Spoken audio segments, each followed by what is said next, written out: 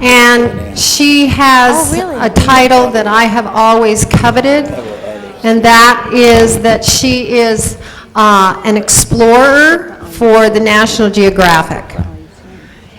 And she is also called her deepness. She has spent more time under the water than any other person on the planet.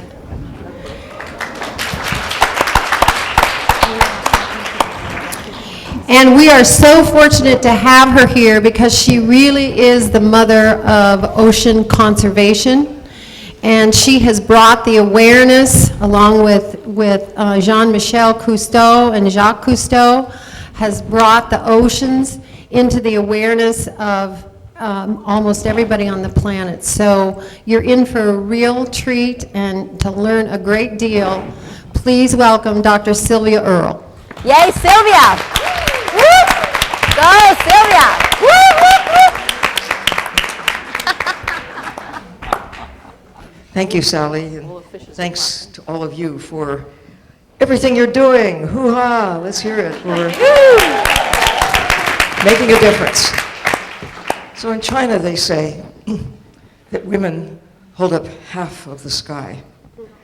I'm not quite sure how that applies to the ocean, but I do know that half the fish are female. Half the dolphins, half the whales.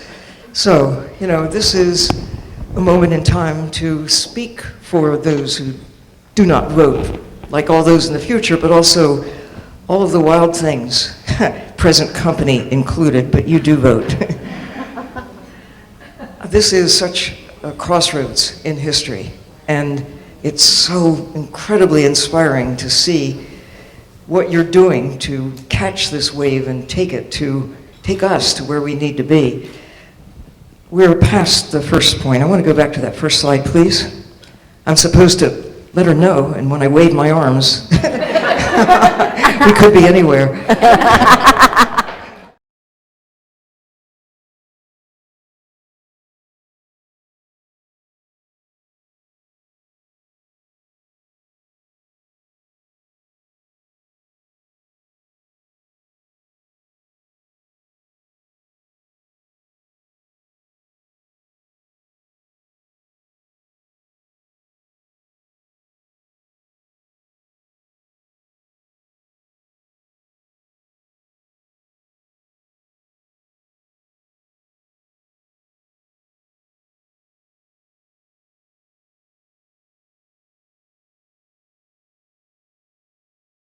Water. And Earth is blessed with a fair amount of it, but when you really pull back and look at it, that's what keeps us alive. Everything that we care about is reliant on that blue speck that covers that bigger blue speck in reality. We take it for granted, but we can't do that anymore. 97% of Earth's water is ocean. The remaining 3% is partly up.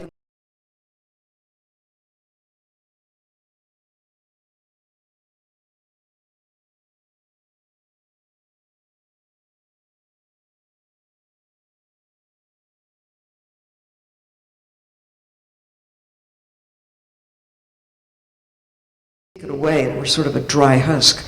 But that's true of all forms of life. We need water. And until fairly recently, we've thought that water generally, the ocean in particular, was just like a commodity, something to be used, and so infinite, so resilient that it didn't matter much what we put into it or what we took out of it.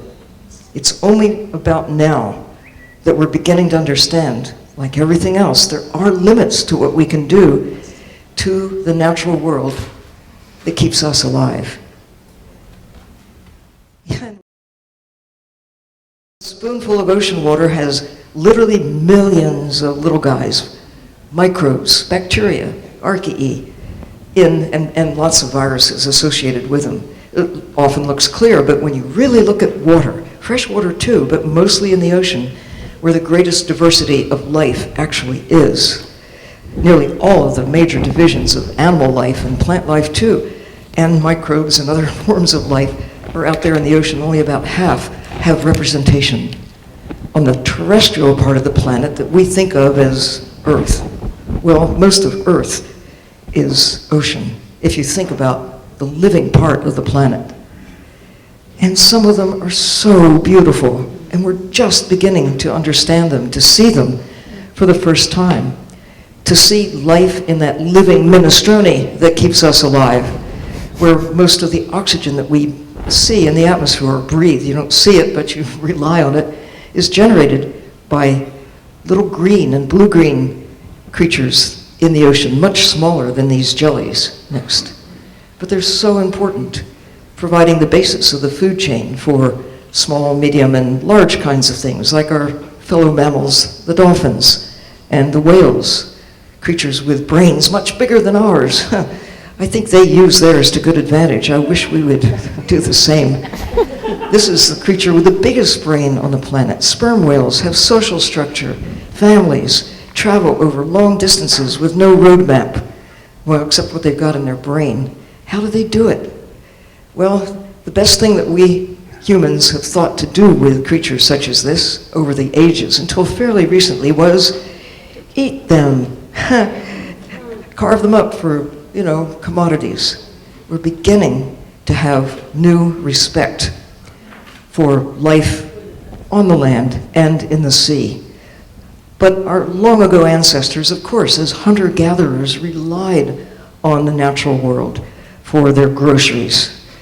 Today, there could not possibly be 7 billion people plus if we just took wildlife. How far could we feed ourselves? How many mouths could we fill with wild birds and little furry things?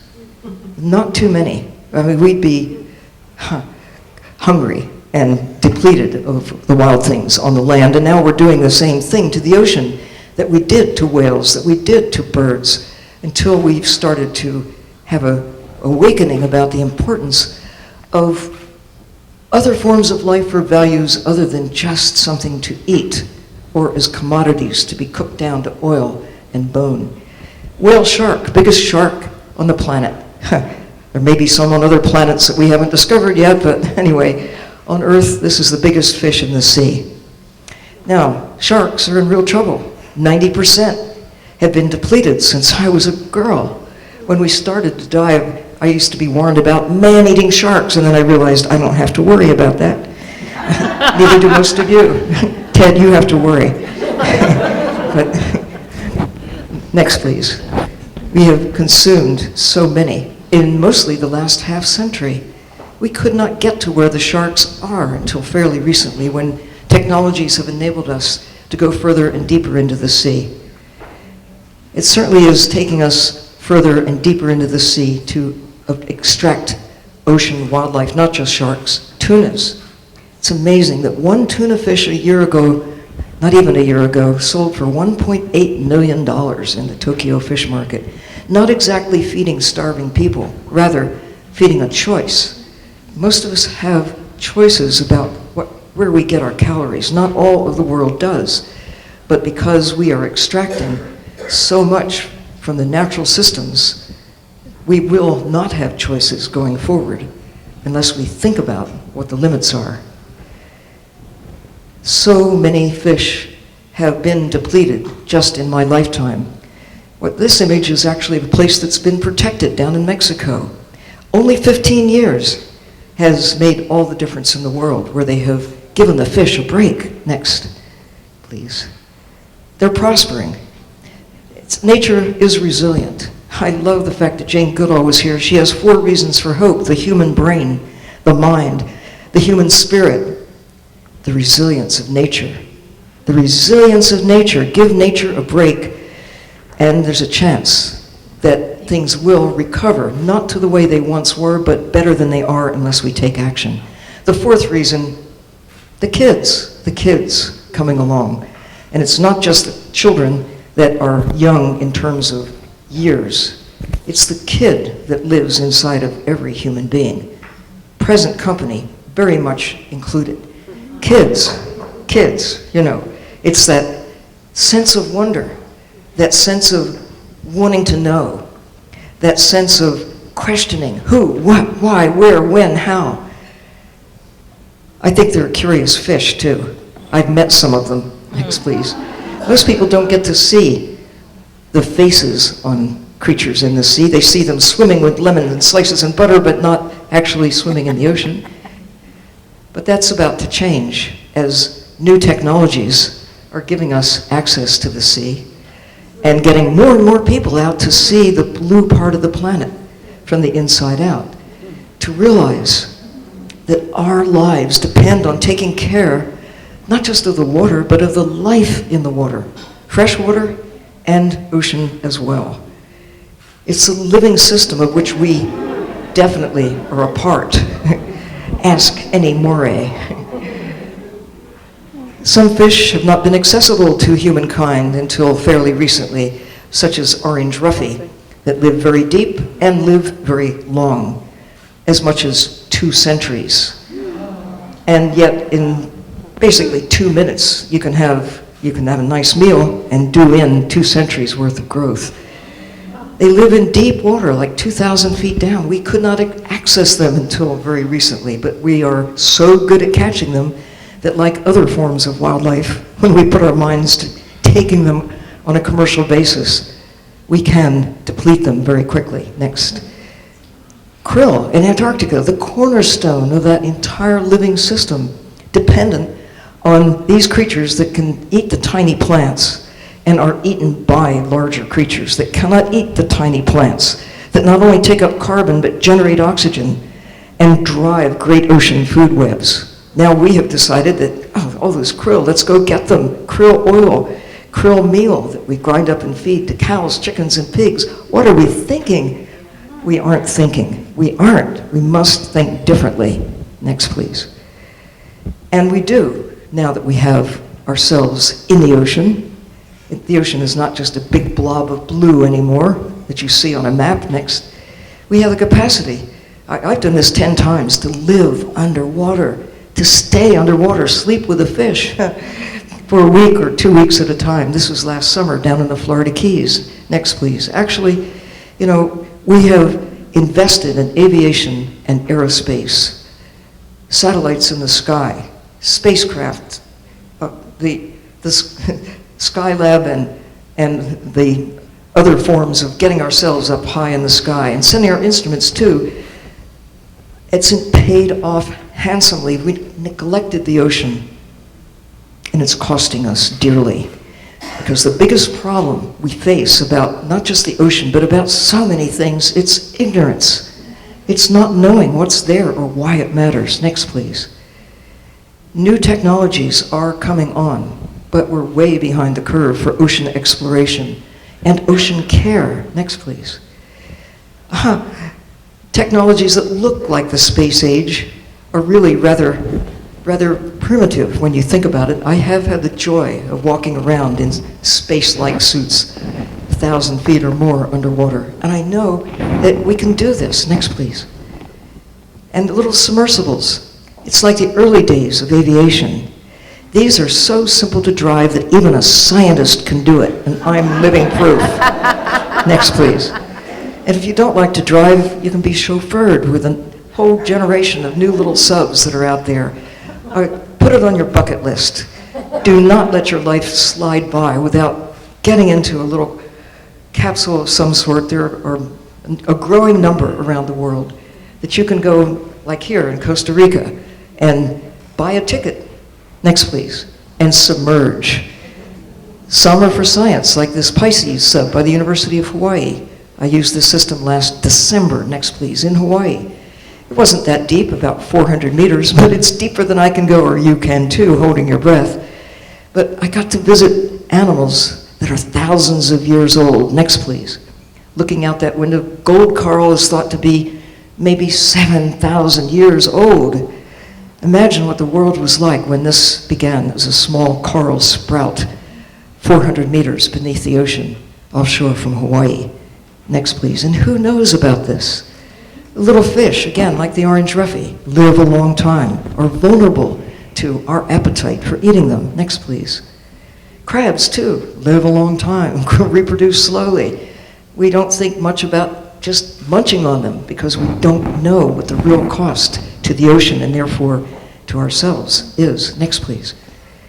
It's so much, like just in a few minutes of looking around on the ocean floor, we saw this strange looking lump. It turns out it's a new kind of sponge right there offshore from where, there are thousands of surfers, people on the beaches, boats, and just a few feet below where they are, there are many new discoveries to be made, just on a Saturday afternoon, if you go where they are. Next, please. And bring them back home so scientists on the surface can appreciate them, those who don't go down themselves. Next, please. China is taking a lead. They have launched the deepest diving submersible in the world, 7,000 meters. While we're sitting here on the other side of the planet, in the Pacific Ocean, scientists in the Sea Dragon, next please, are looking out of portholes. They let me crawl inside last year to get to dream about what it would be to be at 7,000 meters. But in addition, they're now building a rival, if you will, to where James Cameron went in 2011, to the deepest place. Only the second time in history. 7,000 miles, 7 miles, it's 11,000 meters. It's deep, but it's not that deep. I flew that high in the sky getting here. I ate lunch. I looked at a movie. I took a nap. A lot of people do this, but in the deep sea, it's still rare. We need to explore the blue heart of the planet.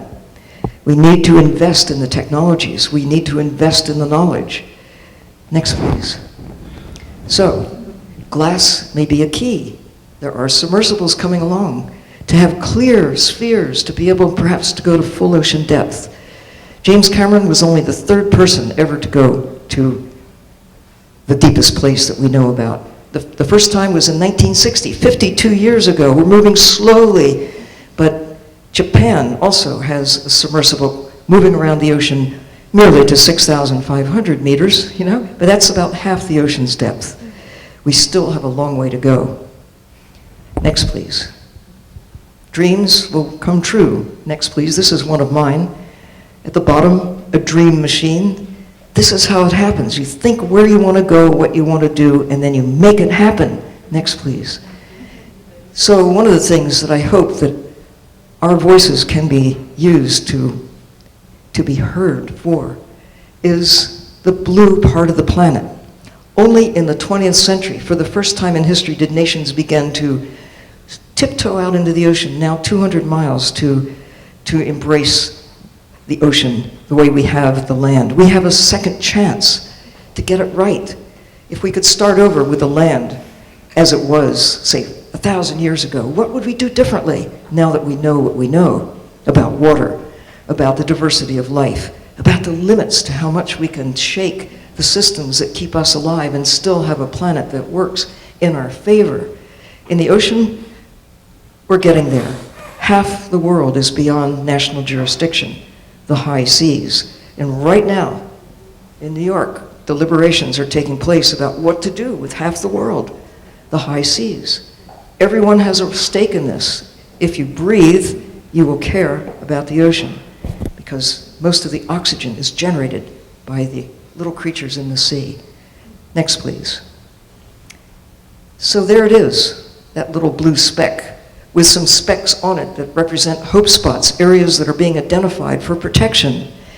It's the blue heart of the planet. Moves are being made to protect the blue heart of the planet. Some say, and I'm one of them, we should get to 20% by 2020. It is in our, where is it? There, declaration. But I also like to ask you, how much of your heart do you really want to protect? We really should respect all of it and make inroads in what we put into the sky, what we do to the fabric of life, what we do to fresh water, what we do to the ocean, what we do to the wild creatures in the ocean. Next, please. We need to take care of the ocean as if our lives depend on it, because they do. I had a conversation with this bird about a year ago at Midway Island, halfway across the Pacific. It's an albatross. She was hatched close to where you see that nest 62 years ago. We know exactly how old she is because she had a band on her leg. Think of what that bird has seen, the changes. In her lifetime, she nor no other creature on earth other than humans know what to do about it, why these changes are taking place, why the planet is warming, why the ocean is acidifying, why when she goes flying over the ocean she sees plastic and can't find many squid anymore. We have the answers. Next, please. And this is the time. And this is the power represented in this room to make a difference. So, I thank you for doing what you're doing. I am here with you, speaking for the fish, speaking for the ocean, speaking for those in the future. At least half of them. Thank you.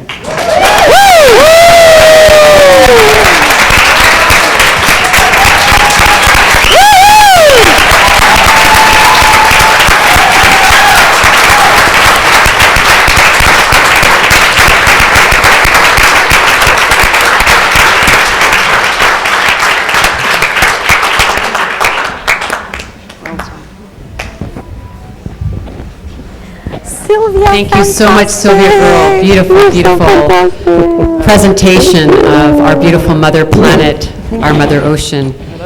And we're now very, very excited to have with us tonight Mary Robinson, Christiana Figuerres, and Rachel Kyte in moderated conversation with Lorena Aguilar. And I can't imagine having this summit without these amazing women being with us. We are so honored you took time out of your schedules to be with us as we're having such an important conversation with women around climate change. Thank you so much.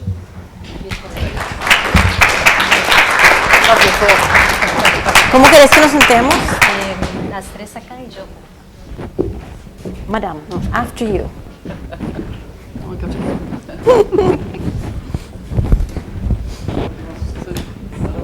In the middle, yeah. Well, thank you very much, Sylvia. When I was little, I looked after Sunday because it was the time that we all had dinner with the family. And we didn't look after the dessert. We looked after the chat. We call that una sobremesa, like lunch chats. And that was the most amazing time to hear the knowledge of our elders, to hear the gossips, to hear the stories. So it is an honor today to be with these incredible three women that do not need a lot of presentation. But the reason for that is because we recognize you as our leaders. We recognize you as our inspiration, our accomplishers. We have built dream togethers, but also you have been friends of the women movement for many years. So a big clap to welcome our guest speakers tonight.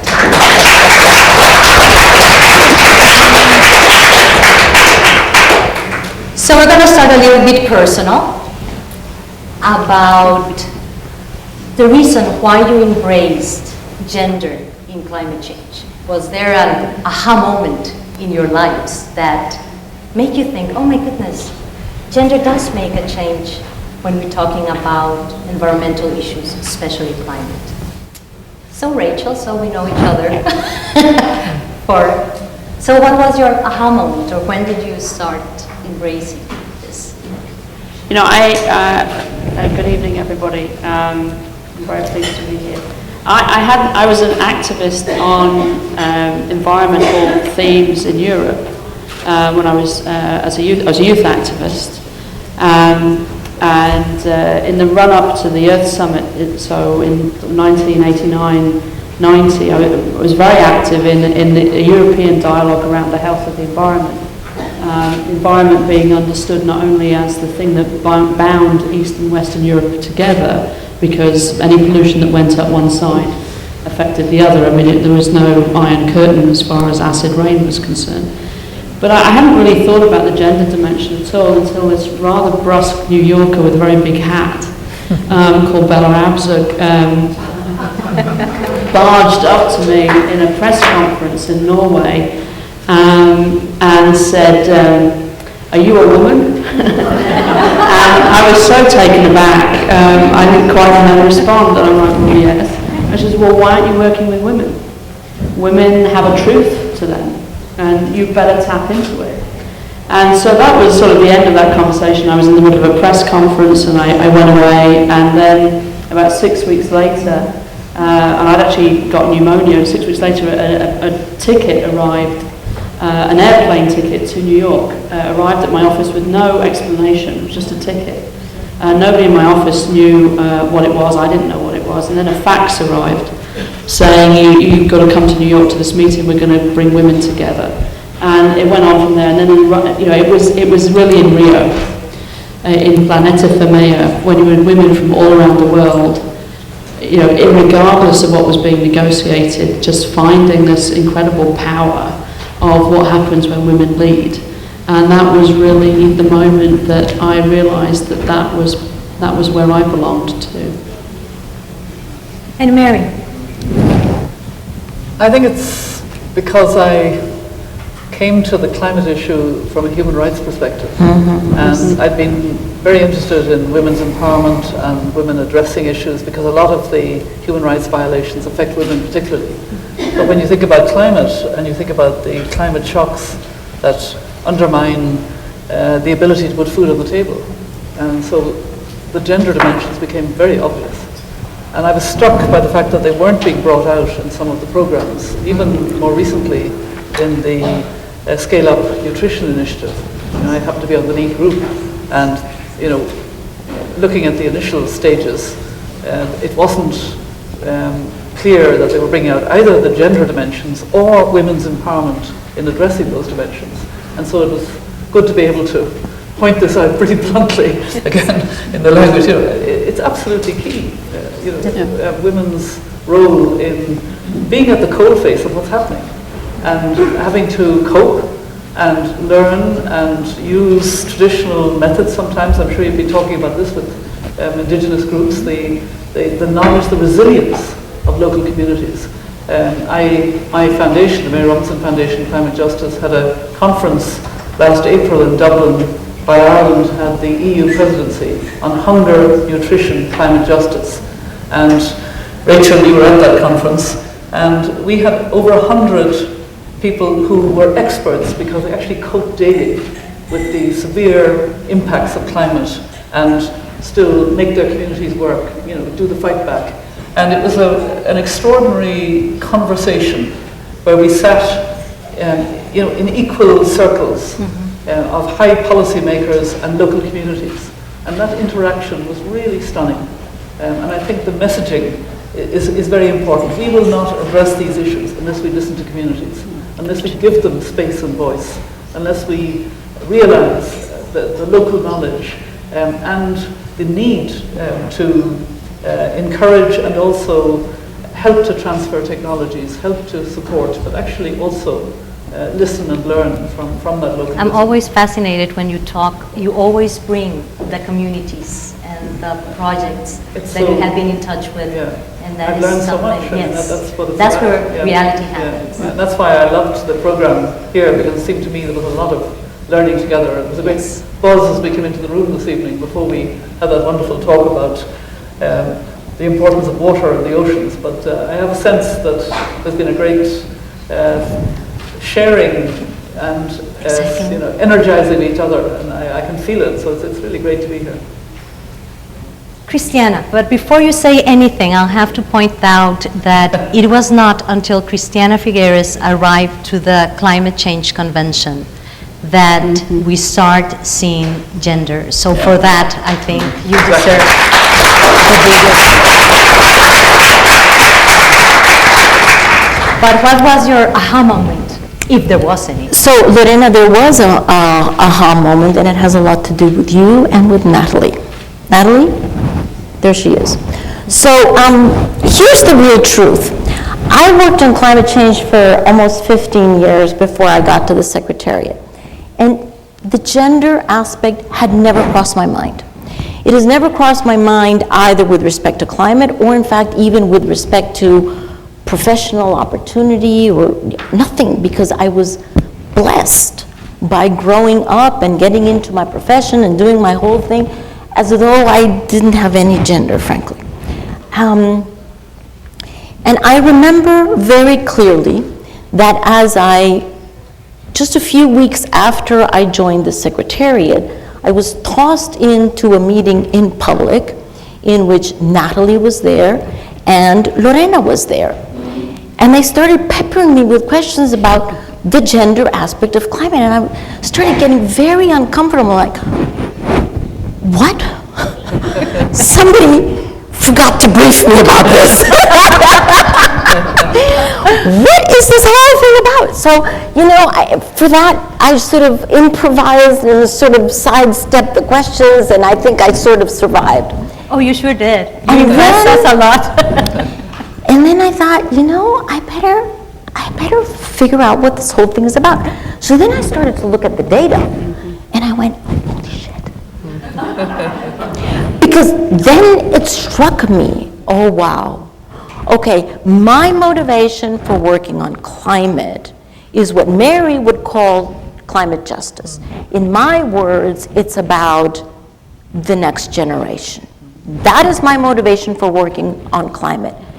And then I started realizing, and a huge component of that has to do with what we as women, as mothers, as ¿cómo se llama? Formadores de hogar, how do you say that in English? House formers or home constructors, as the pillars of communities, what we A, endure with climate impacts, and B, what we can do. And it was such a revelation for me. It was an incredible revelation for me, and I went, oh my God, we've got to do something about this. And Lorena, you, I hope, will remember that in that first meeting that we had, you were wearing about the same color lipstick that you're wearing now. I was wearing a very light pink jacket. I know, I left a sign on your jacket. And you came up and you did not kiss me, you kissed my jacket. I know, I remember that. Yeah, that was a very aha moment for me, I have to say. But you know what? It's I have to tell you this, I still have that jacket. And I have it in my closet because it reminds me of the aha moment when I went, I've been missing the boat on this whole thing. I've got to get on the boat. So thank you for your kiss. And thank you, Natalie, for all your very, very uncomfortable questions that educated me. And I feel Thank willing you for your to gender days. Yes. Well, that's the result of this whole thing. Yeah, we have now incredible gender days in UNFCCC, something that we never thought about, that one of the conventions will take the lead. And Christiana has been pushing for that, and Mary has been with us throughout all this process. And I promise I can predict the dry cleaning for you. But here you have women from all around the world that want to know how the women's movement can work outside and inside the UN processes. Mary, you have worked a lot within the UN, but also outside the UN. And they want to hear your advice on what is that we can do to make it worthwhile and different. Okay, first of all, inside, and this is something that we've worked on together, Christiana. I mean, last year, we wanted to bring gender balance into the climate conference. And it was a case of really sharing responsibilities among women leaders. We have this Troika Plus of women leaders, which is a strange way of putting it, but the Troika came from the fact that although women, I think, are still underrepresented in the delegations at climate conferences, we had 3 women presidents, all of whom were very keen to bring out the gender dimension. Connie Hedegard initially in Copenhagen, and then Patricia Espinosa in Mexico, and Maite Mashaban in South Africa. And those 3 women in Mexico came together, and we formed a kind of group. It's now more than 50 ministers, heads of agencies, etc. Some supportive men. We keep men in their place, Ted, but we do have some supportive men in that group. But the idea was to try to give that leadership. And so we saw that although there was this earlier decision, which was 10 years old, it Yeah. wasn't bringing about results. And so we planned and plotted during this week in September of last year was very important. We had a troika breakfast as we're going to have tomorrow morning. Yes, I and hear that. yeah, and I remember you were very, bossy at the table, and you said, we've got it aside now. I will take responsibility for how it'll come on the agenda, and you nearly. Oh, you must have a miracle, I remember. And we got to go on there. So that was the inside. I think on the outside, it's the learning I've had. I mean, there's a wonderful group of climate champions in Kenya, and somebody who's become quite a friend of my foundation and myself on that has really put together an extraordinary group who are championing climate from a gender perspective in Kenya and insisting that this will be, something that will really be an important way of bringing about, yes, the justice, but also the humanity of it. Cecilia Kyte is chair of a network called Kenya Climate Justice Women Champions, and she's also part of PACHE in the Pan-African Climate Network. And it's just extraordinary how she's linked now with so many people at local level in Kenya. And it's women leading, it's women knowing the realities. And that's happening all over the place. I'd say, I gather you were looking at the networks here to see how many people could be impacted. I'd say there are those with indigenous networks, that's what's happening outside. But it's not yet coming together enough. I hope that with meetings like this and others, we can actually create a movement between now and the end of 2015 to get this robust climate agreement that we need. And that we pool together in a way that brings out the strengths from top down and bottom up, inside with Christiana at the helm and outside, because we need both. Rachel, you have been part of the women movement, as you said, for many years. You have thought strategically on how to do it. What would be the advice for a lot of us women that are trying to build on the movement? Tactics, little insights that you can give us?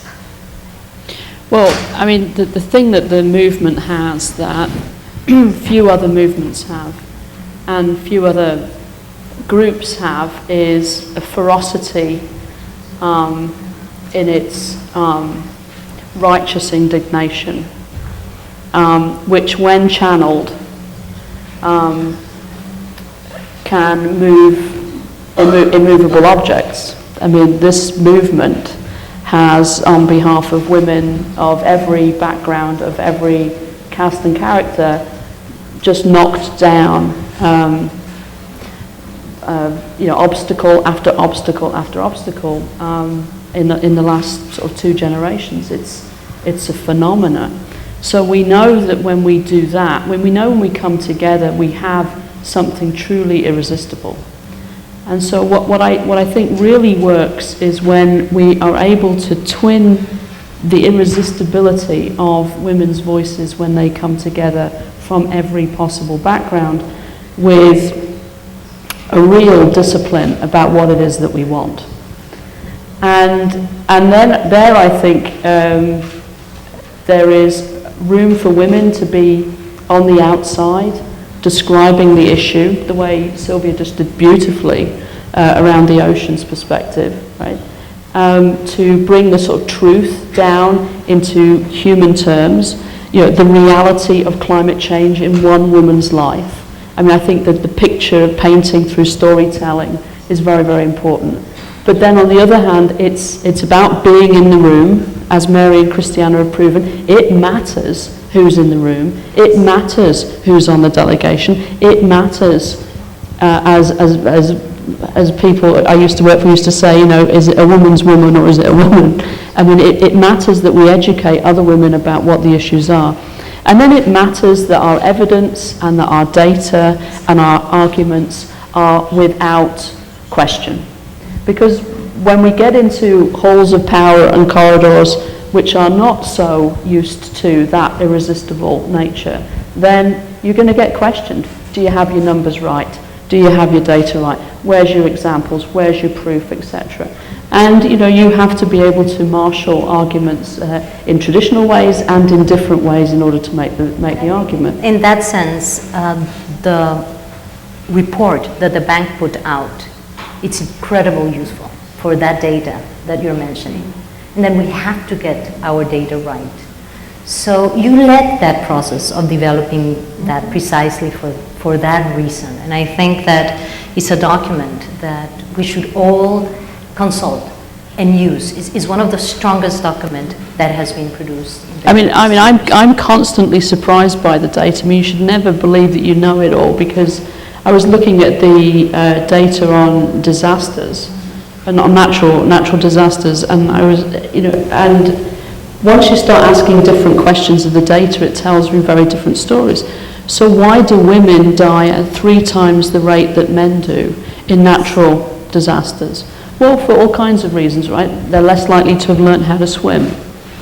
The cultural boundaries mean that they may have had to stay at home and not be working it. There are all kinds of reasons that we need to understand, but that's not a number that comes through in resilience and disaster risk work. Now, I'm going to be on Tuesday in a political risk resilience champions network of humanitarian organisations trying to think through what climate means for them, and I'll put that data point on the table because it's not one that we traditionally organise around.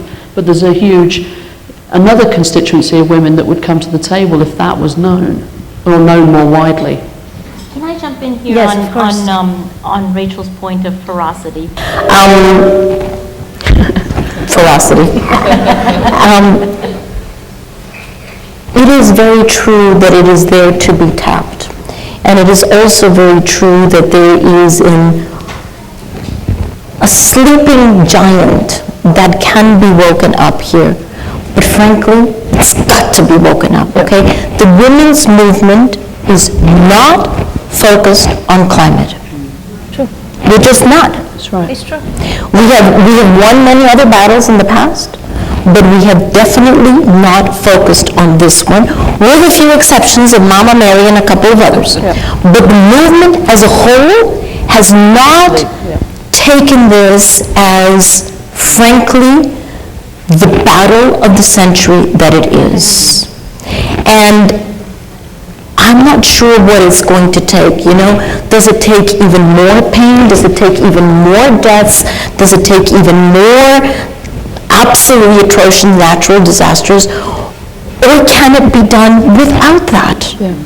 But it does seem to me, and I am hoping that this summit, thank you very much for Osprey and Sally for having put this together, honestly, because I am hoping that this truly is the beginning of a ferocious movement that says, God damn it, I'm not going to take no for an answer. We are not going to take no for an answer. We are going to solve this because there is no other option. We don't have another option. Our children absolutely have no other option. So where is this ferocity? We've got to bring this out and we've got to focus it. Definitely, and sometimes this ferocity is lacking because there is not enough knowledge. We work a lot at country level, and when we work with the ministries of women affairs, they lack the knowledge of climate change. They don't see the connections. So I think that the women movement needs, as we have been saying in the past 2 days, make those connections and help women organizations at the national level and international level to put climate change in their agenda as a priority. It's a human rights issue. It's an issue of justice. And that has to be into the discourse. And that is lacking. I think you're right. I think if it's so much of a specialist science issue, an issue that only experts know about in this strange conference that, has a language of its own. Nobody understands. And I think it has to be very people-centered, women-centered, justice, And justice starts with the injustice Yeah. of the fact that the worst impacts of climate are felt by the poorest countries and communities who are the least responsible. They're not responsible for greenhouse gas emissions. But it's also affecting food security, affecting families and communities. And I think there is the intergenerational justice. I think women, because of our nurturing role, we think as mothers, as grandmothers of future generations. And that is becoming more and more evident, that the decisions we take now are going to have a huge impact, positively or negatively, on the next generation. I mean, quite often now when I speak, I make it personal. I talk about, my 4 grandchildren who'll be in their 40s in 2050, will share the world with 9 billion people, and I care about that whole world in that sense. And I say to myself, what would they say about us? Yeah. Because we have the opportunity, and I often think of that phrase in Martin Luther King's dream speech, I have a dream, the fierce urgency of now. Right. The fierce urgency of now. That's what we have to think about. So we have an opportunity between now and the end of 2015 to have the agenda of Sustainable Development Goals, the post-2015 agenda, and the robust climate agreement that sets the parameters. And that's why, sometimes when you want to sort of get people to buy into something,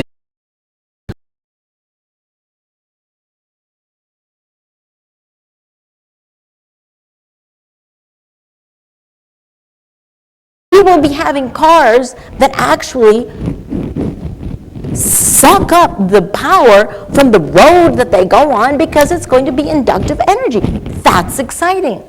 We're no longer going to have those stupid, Lorena, we're not going to have those stupid wires that we have connecting all these houses and all these buildings with electricity, because every single building will produce its own electricity. Now that's an exciting future. So why aren't we working toward that?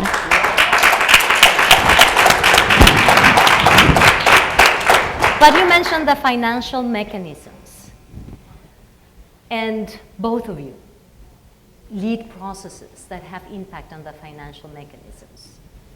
And we have seen that even though there have mandates, the banks have policy and have a mandate, UNFCCC have given mandates to the Green Climate Fund, we don't see yet the gender part in a lot of these funds. How do we shape this? Because, we have to put the money where our mouth is. If we're saying 50%, we can do it, we're there, we're the power, how can we make it happen? Because we have been able to put it in the agenda.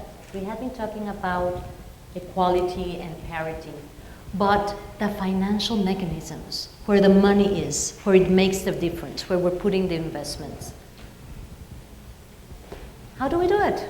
Because they're not listening to us a lot. No, but I also think that those of us who are right there are not raising our voices hard enough, right? So the Green Climate Fund, to just talk about that, it certainly is in its incipient stages yet, and it hopefully will be open for capitalization next year. It is now being supported from a secretariat run by a woman. But where is the board? It's the board that decides the policies, right? So we should be lobbying those men and women on the board. They put gender as other business. Oh, you told me that. Green Climate Fund. And we're very upset about that, because we're not other business. We're major business. And it should not be. But I also think, I agree with that, but I also think that, following on what Christiana was saying about the potential of low-carbon economies, the potential for jobs, the potential for a much better lifestyle. We need transformative leadership, including, really addressing subsidies for fossil fuels, addressing the triggers that we need, a price on carbon, the way in which we change very dramatically from the failed financial system that we have at the moment, that is not addressing these issues. And the IEA has said that 2/3 of the fossil fuel has to stay in the ground.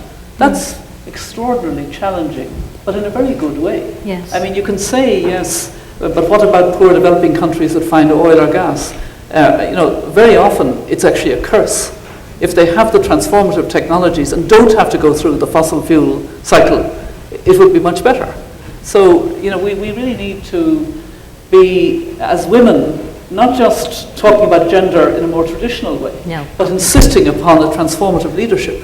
And, you know, I'm very conscious of this because I've been working with a group. My foundation is linking with the World Resources Institute. We have a high-level advisory committee that's going to launch a climate justice declaration tomorrow, they told which me, makes these points and talks in very clear terms. It's a kind of leadership declaration. And I hope it'll start at least a debate about what pension funds should be investing in. You know, let's get real. We know we have to change. The World Bank has to change very significantly. It has. And I know you're trying to do that. It's not easy to change an institution. How are you getting on? I'm doing okay. I know you're trying very hard, but it does need transformative. No, but I have to say that it's not business as usual. what we have seen and being close to the bank, the impact of some of the processes that had been leading, we have to be very grateful for the signs that we have seen. It's not easy to transform institution like that time, but definitely it has been very useful. You know, but there are reasons why it's not easy, and they are, you know, some of them are about climate, but most of them are about the entrenched ways in which the financial markets are administered and for whom they are administered, and for whom they are expected to derive success. And the short-termism. And frankly, you know, as a movement, you know, large parts of us missed out all of the connections about what happened in the financial crisis in 2008 and the wider development problems of the world, you know, of which climate, you know, is then sort of like the icing on the cake. And you know, when you have you know, when you have a society in which we sort of disconnect our role as a consumer, our role as a consumer of a financial product, our role as a pension investor, right? I mean, for those of us in countries where you have to invest your own pension, where we disconnect then our role as purchaser of food products, is that, you know, if we were able to manage this complicated world so that we understood that each of one of our actions impacted the other, then there's an immense power in that, but it's something that defeats even the most educated, the most aware, and the most connected of us. One of the big problems is that we're running the system for a quarterly return now, on a system which is going to have to survive and produce success for a generation or for 2 generations or 7 generations. And you know, no one institution, not the World Bank, not the Green Climate Fund, is going to solve for that, but we can nudge it in the right direction. And when it comes to pension funds, and it comes to long-term investors, then there are some really hard challenges and trade-off decisions that political leaders have to make, but we have to make as well. So, you know, so I'll cut the long speech out, but the trade-offs are about today and tomorrow. The trade-offs are about immediate return today for better return tomorrow. And what we have to do, going back to Christiana's point, is paint a picture of tomorrow being better. Yeah. Yes. Because if tomorrow is painted as sackcloth and ashes and sacrifice, then it's very difficult to motivate people to move in that direction. You can motivate those who are already persuaded, but you're not going to persuade those who are not persuaded. And so we have to be able to paint the picture, show the data and evidence, ask for the political leadership at the national, subnational, mayoral, community leadership to make a bet that it will be better. And that's going to have an impact on the way financial systems work as well as it will on everything else. I know everybody's dying to make questions because I had the pleasure of asking you a couple of them, but we will open the floor. Please, if you can say your name and direct a question to some of our speakers. I can see Marta around here, Liane Shalatek. I don't know all the names, but we'll start here. We'll start with Marta and then Liane. Buenas noches. Just short, brief, and to whom? It's really to us, because some time ago they were talking about where are the ferocious women. And there are ferocious women here and all around the world, people who are creating new ways of being, that we don't have to really go by what Rachel has so clearly explained how it functions here. See, the North doesn't allow the ferociousness in us to really, it tames us. And then we watch, and then we have to be very careful with little baby feet, you know? But in South America, people are creating great things. And we're talking about the bien vivir and the ver vivir is collective kind of thinking, you know, transforming societies and doing the inclusive ways. So I am going to encourage you, where are you ferocious women?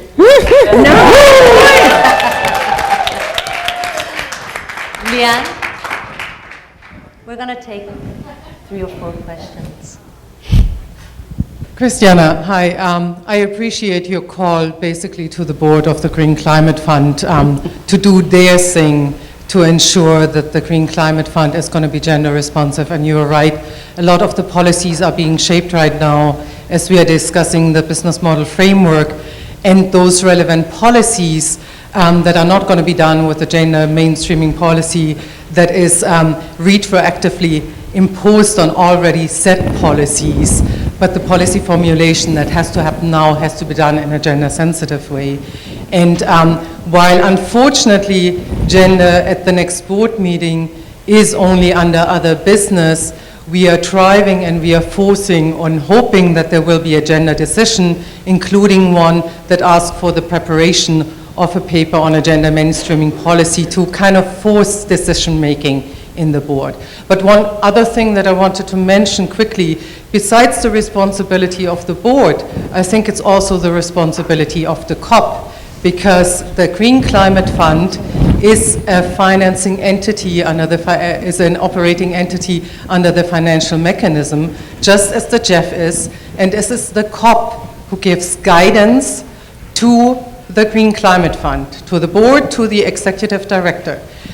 At the moment, it's mostly done because that relationship hasn't really been defined and codified. They are in the process of doing that by probably doing yearly reports, similar to what is happening with the GEF. It would be wonderful if the COP, in taking forward the gender balance decision, sees it as their opportunity and their obligation to actually demand a reporting that includes the question of how gender equality is addressed in the financial mechanism of the UNFCCC. And that is one thing that needs to be included in the regular reporting that the GEF is going to do to the report.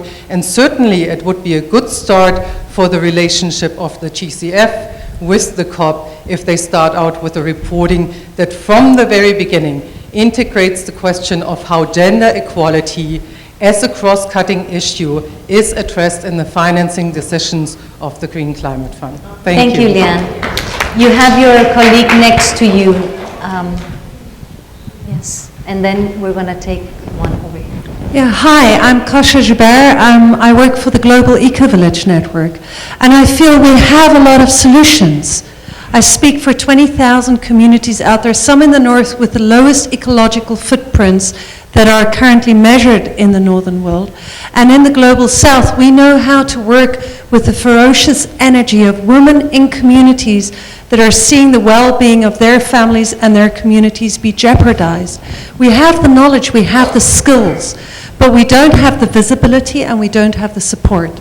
So I would like to know more about how the work that you do can benefit these communities and can benefit the spread of these movements of people all over the planet really being totally willing to change their lifestyles. Thank you. We're going to take one more and then we're going to have a second round. We're going to ask our colleague. She's standing up.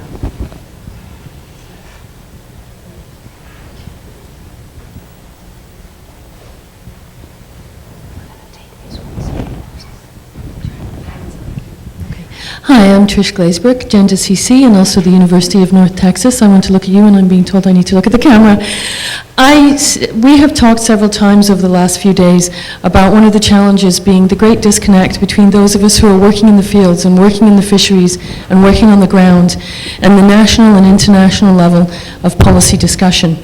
I see how hard you are working to bridge that gap, and we would also like to be able to get over that giant crevasse that has developed between us. What can we do to help to connect up what's happening with us down on the ground with the great work that you are doing in support of our cause?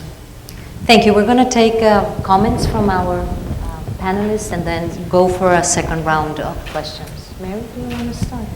Okay, I think I'll take the question about the communities that have the solutions, want to be more visible, want to have their example. I mean, I think what we need to do, in effect, and I love this word ferocious, is to create a ferocious movement, and we need it urgently. That's exactly what I feel very strongly, and that's in a way why we tomorrow are launching this, climate justice dialogue, which needs constituencies to bring out the stories, bring out the way of doing, and connect. We need the connections between communities, between social movements, between academia, between, at all levels, between the scientists, but really in a people-centered way. And that's why climate justice does bring out the links between the two agendas for 2015, the Sustainable Development Goals that are going to apply to all countries. Because when you start talking about Sustainable Development Goals, you have to recognize that climate change is undermining the development chances of so many communities and forcing them into resilience patterns of coping with the fact that they don't know when the rainy season is going to come, that there's far more drought, that there's flash flooding, that they don't have insurance, that all of these things, and that women are much more affected. There are huge gender dimensions, and women are more empowered because they're fighting in communities to try to address this. And I've been very struck, and something that I think we need to recognize, that many leaders of poor developing countries, I'm not talking about small island states or indigenous communities who are very vocal about this issue, but poor countries in Africa, African leaders, Rachel, you don't hear them talking about the way in which climate shocks are undermining the development. There's almost a sense of pride in not talking about it, because Africa should be, on the move and with it's a very masculine way also. Yeah, and so we've got to break through that and say, you've got to know about it, so that in talking about Sustainable Development Goals, we factor in the fact that climate shocks are already causing more difficulty in developing, and that therefore we desperately need a robust, fair climate agreement to set the parameters and the responsibility. And so that's the agenda, and it's an agenda that requires a movement. And I would love to see more visibility for your communities, because that's the stories and the voice and the experience that we need. Christiana. Well, let me address the Green Climate Fund question. I share your frustration. I have two comments to that. One is that I wish that the relationship between the COP and the GCF were a clear relationship. It is far from it. It is actually a very contentious point right now. What is going to be the relationship between the COP and the GCF? And unfortunately, it's going down the political dividing line of North and South. And it's very, very difficult issue. So it's not as simple as saying as that the COP has actually mandated the GCF, because once the GCF was created, it's standing on its own 2 feet, and it needs to run on its own. What the relationship is going to be in the future still remains to be resolved, and has been the topic of a lot of discussion. My other point is that I don't know that we do ourselves a favor by giving the impression that when we talk about gender, that we mean women. I think we really undermine ourselves, because I think what we truly mean is, when we're talking about gender-sensitive policies, is what we truly mean by that is, let us ensure that these policies benefit both men and women, that we do not fall into the historical default of benefiting mostly men. That's what we're really saying. But I think a lot of the resistance and the eye rolling that we were talking about comes when we give the impression that what we're talking about is, it's okay, no te preocupes, but what we're talking about is giving unfair privilege, unfair access, unfair attention to women issues. And that's not what we're talking about. But we have to be very, very clear, in particular, for example, in an institutional conversation such as that, which needs to occur in the GCF, that what we're talking about here is to ensure that these policies are going to benefit both equally. That's a very different conversation than saying privilege benefit for women, because that's the way it gets interpreted. So I'm not surprised it goes into any other business, because that's where they want to have it. Right? So we have to make very sure that we're being very clear about what we mean. Rachel. So I'd like to link the GCF conversation to the question from North Texas, did you say? Yeah, there you go. It didn't sound very North Texas, but anyway. So if you had a pension, or if you had, for those of you who don't have a sort of formal pension as we understand it in the developed world, if you have some resources that you are wanting to keep or take care of, whether it's some grain, or whether it's the harvest, or whether it's cash, you don't put it all in one basket. You never put it all in one place. You don't hide it all under the same mattress. You don't plant it all at the same time in the same field. The GCF is a financial mechanism that will allow us to experiment and catalyse resources that are needed. But if it is the pension fund, it is not the pension fund for the planet. The pension fund for the planet should be many other different investment strategies alongside, led by the GCF, but we can't put all our eggs in that basket, which brings me back to you. Which is that God forbid that all of the wonder and the energy and the ferocity of grassroots activists and the networks that you represent, all 118 million women that you could reach, would start worrying about the GCF or about the climate investment funds or about my committees or my existential angst in the World Bank. What you need to do is to make it absolutely clear for every elected political leader, whether it's a mayor or whether it's a national leader, that you form a constituency, that we as women form a constituency that is demanding change. That means that you do think that carbon taxes make sense, and that you are informed enough to believe that they are much preferable over what we tax at the moment. If a tax is not possible, you do believe that there is some kind of market-based system available in your country that can be equitable, but which can bring us closer to a carbon price at any given moment in time, quicker than what is happening at the moment. And that you're up for it because you understand, and that you will not be fobbed off by some politician telling you that a fossil fuel subsidy is going to make you better off in the long run, because it's not making you better off in the short run either. So if you can be that voice, you will start providing the national ambition that Christiana needs in order to form an international agreement. That's where the ferocity of the women's movement is.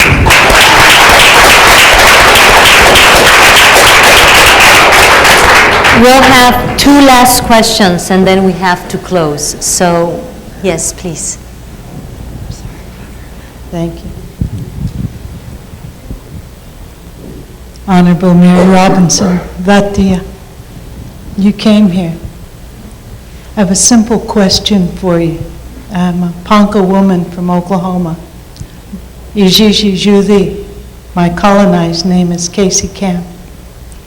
My people are dying from environmental genocide as a result of the ConocoPhillips refinery and the practices of carbon trading, and the fact that TransCanada has brought Keystone and 1,000 other types of things under the earth and through our waters and filling our airs. With a population of 600 to 800 of us that live locally, we've been having a funeral a week. My question is simple. Do you see this as a human rights violation, as all of the natural laws have been broken and we've tried to live within their parameters for generations? We have no other place to go but our home here on Mother Earth.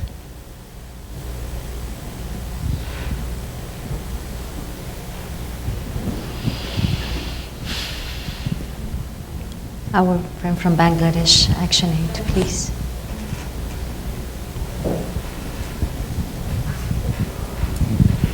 Thank you. It was great listening to all of you, as usual. Two questions, one on a micro level, one on a macro level. The micro level question is, all the UN agencies have for 2 decades have had gender and gender-related programs, interventions in there and supporting national government. But even to this day, I do not see one UN agency talking to the other. There is a whole process of 2015 and sustainable development. We're talking about resilience and DRR within the UN framework, and we're talking about, we still haven't achieved CEDAW in many countries, we still haven't done women's equal, under the political and economic. So do you see that this will be an opportunity to bring, are you convinced this will be an opportunity to bring at least the different agencies and the arms of the UN to talk to each other, and that would give a boost to this gender policies in gender dimension in climate negotiation. My macro question is that we have done studies. I'm from Bangladesh, I'm with ActionAid, and globally ActionAid has done a study, and we have seen if corporates would stop evading taxes, the amount of money that would come into national ports would no longer require the demand for aid. It would really bring that down. So we often hear climate funds, all these different mechanisms saying, we don't have the money, we haven't seen real transfer of money into this. The 0.8 commitment has not happened. Well, let's take up the campaign to get the corporates to pay the taxes they are supposed to pay and not evade. Stop the tax havens, and let's contribute that towards climate programs and, addressing climate issues. Thank you. So we're going to start by Rachel and finish with Mary because we started the other way around. Sure. Yeah, money is not the problem. There's plenty of money around. It's about taking capital and directing it towards things which will build a more sustainable and equitable future. And that means finding the capital where it is, releasing it. It means creating the mechanisms that allow it to be transferred, and then it means directing it towards things that will really make the kind of impact that you want them to have, and that means knowing when you're going to get emissions reductions as a result of a development program or a health program or whatever. So I think a lot of the underpinnings of that are coming into place. They weren't there a few years ago, but fundamentally you're right, money's not the problem. The problem is the political audacity that it will take to make a decision that will be better for more people in the long run versus the short-term political cycle that many people who have to make that decision are based upon. And that's at both the corporate level and at the elected political level, and then in each of our institutions. And I think that, I spoke at the beginning about the discipline that we will need to exhibit in order to not take our eye off the prize. One of the reasons why I work where I do is that after I'd worked for Bella Abzug, I went to work for a woman called Joan Dunlop. and I worked in the areas of sexual and reproductive health and rights for a number of years. And she said to me, never take your eye off the money, and always understand where the money is and where the money comes from and who makes decisions about the money. And I think that, that's not an unuseful discipline at this particular moment in time. Christiane. I do fundamentally believe that the battle on climate is the ultimate human rights battle. I don't think there is any other battle that humanity has ever faced that is more profoundly compelling on human rights. And the problem is that it's not only a human rights battle. It's got to be an energy transformation. It's got to be an economics transformation. It's got to be a resource transformation. It's got to be a behavioral transformation. It's an attitudinal transformation. It is such a huge revolution. We think the Industrial Revolution, which is a huge revolution, it ain't nothing compared to what we are facing now. Ultimately, it's about human rights. But in order to get the human rights piece correct, we have to make a huge, huge, huge transformation in many, many other human endeavors. And that's why this is so complicated. If it were easy, we would have done it a long time ago. And, because it's not a but, we don't have another option. We have to do it. So we cannot hide behind it's too complex. It is complex, but it's here. And I don't believe that we were given any challenge in our personal or in our societal life. We're not given a challenge that we cannot rise up to if we just have the guts to do it. So we just have to do it. But yes, fundamentally, it is a human rights battle. I agree 100% with that, absolutely 100%. And that's why this meeting is important, the opportunity to share, to learn, to energize each other, to be together with this. It really is the most important issue. And it's fundamentally a human rights issue, but we need transformative leadership. We need to link, to make the connections, to connect the dots. But I do want to answer the question, the specific question asked in a very deep way about, from the woman from Oklahoma, about people dying because of what is happening. The Human Rights Council has recognized that climate change has negative impacts on human rights. It is a human rights issue. It's sometimes hard to prove the causation. Obviously, I don't know the precise details of the situation that you're describing, but it's clearly a very serious one. While you were speaking, what was going through my mind was the idea of empathy. Do I understand, you asked me. I understand particularly because of an earlier empathy shown by the Choctaw people to my people. And I think it's just worth thinking about this, the links that can be made because of our humanity. The Irish people suffered a terrible potato famine in the middle of the 19th century. It started in 1845 when the potato crop failed because actually of a disease from Latin America, but anyway. And because the peasants ate potatoes as their staple diet, and they ate very little else, and they used other crops to pay the rent. And we were colonized by Britain at the time, and most of the landlords lived outside the country, were British. And the potato crop failed again in 1846. And in 1847, it was a desperate time. People had either left in what we call coffin ships to come to this country and others, or gone into workhouses, and over 1 million people died, and 2 million emigrated. So it was a huge, huge problem. And in the spring of 1847, the 10 years since being deprived of their initial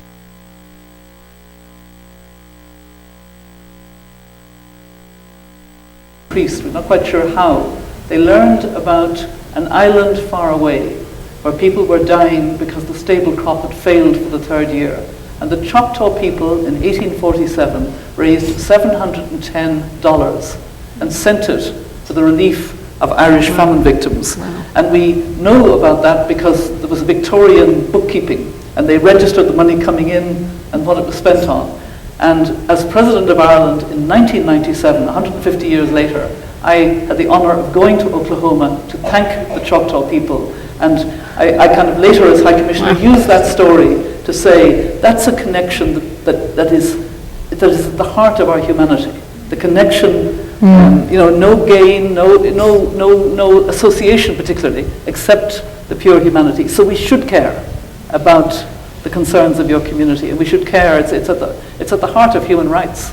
But it's also part of, I think, why we can gather a ferociousness, a strength together, that this is happening to communities all over the world. We've become, in my foundation, very friendly with Ursula Rukova. Some of you may know Ursula, in the Cataract Islands, who's moving 1,500 people because they can no longer live, and she's negotiating land and relationships with Bougainville in Papua New Guinea. And she talks about, the difficulty of moving her people, of getting the land, of discussing the relationships. But she says the one thing that I cannot help is the pain of the fact that we have to move from the land of the bones of our ancestors.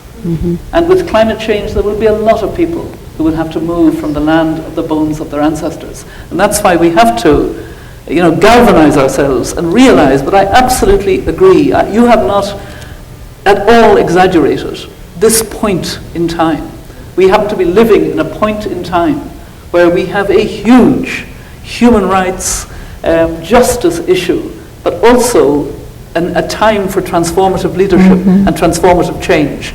And it is an opportunity for women, because we live these issues. We live them in trying to provide food security, in trying to address in communities, and we can link together. And so I hope that this particular two-day meeting will help to lift the issue and make it one where we imagine a good future. As Christiana said, this is not about doom and gloom. It's about imagining a better future that is people-centered and just and fair. And then we can link post-2015 and the climate world. I certainly feel energized by what I sense in this room, this ferocity that I hope we can share together. We really have to make a difference, and it has to happen quickly, and we have to somehow build together to do that.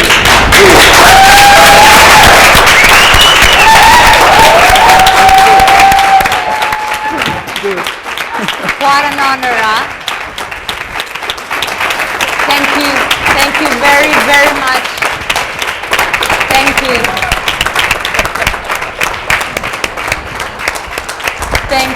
Thank you very much. Thank you, Rachel. Thank you, Christiana. Thank you, Mary. There you have the Amazons. And you know what? Of the We can do it. 2030. Yeah, picture. We can.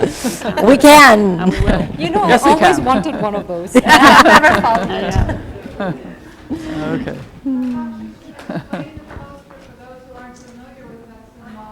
Oh, we will. I think it explains itself, doesn't it?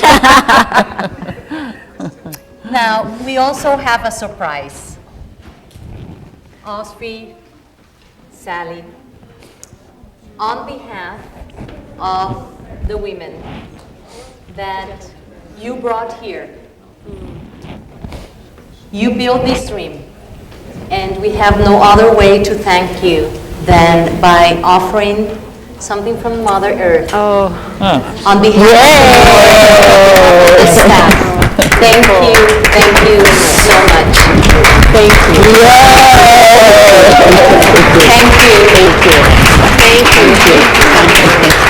They have been working for 2 years to be able to bring these wonderful people, these incredible leaders to you, to be your force for the future generations. We thank you dearly. Woo!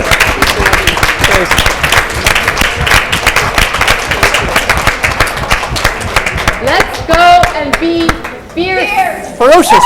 Ferocious! Ferocious together. Okay. And then we also would like to ask Sylvia to join on the stage, please. We have another presentation for our guests this evening. To begin with, Marta Benavides from El Salvador, her local community prepared pins for IWECI for the conference. Marta, could you say something about the pins and then present them to our special guests? So when I am in El Salvador, I go to the communities in these rundown buses, and there is an anthropology student from the University of El Salvador that's how he makes his studies. He pays for this. So I saw him, and we made friends, and I told him, "Can you do this for us?" And he did it in a week. So this is what you're getting, handmade one by one. Would you please present one to Sylvia and to Christiana and Mary? To Rachel. And to Rachel.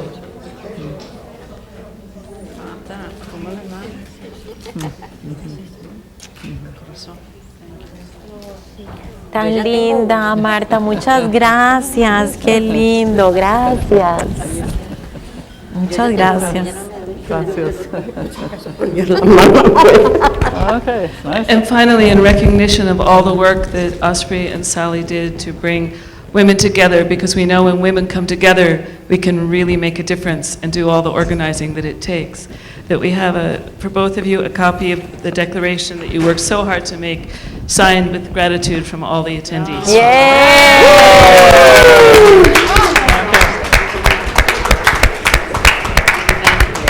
And if anyone missed the signing going around, we have pens and you can gather it. So just on behalf of everyone, and there'll be more time for thanks tomorrow. Very nice. But we just wanted to acknowledge all the work and time that you took to bring us all together, and that we're looking forward to more great outcomes and women organizing tomorrow. Thank you. Let's give everyone a big round of applause.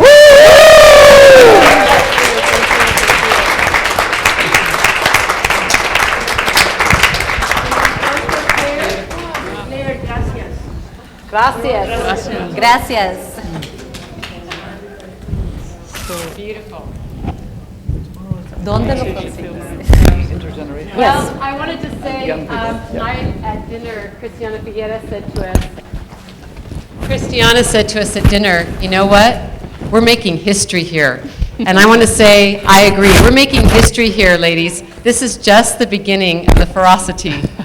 Let's go and do it. Thank you so much for inspiring us tonight to really refine our work and go out in the world and let's just do it. We can do it. We can do it. And we will.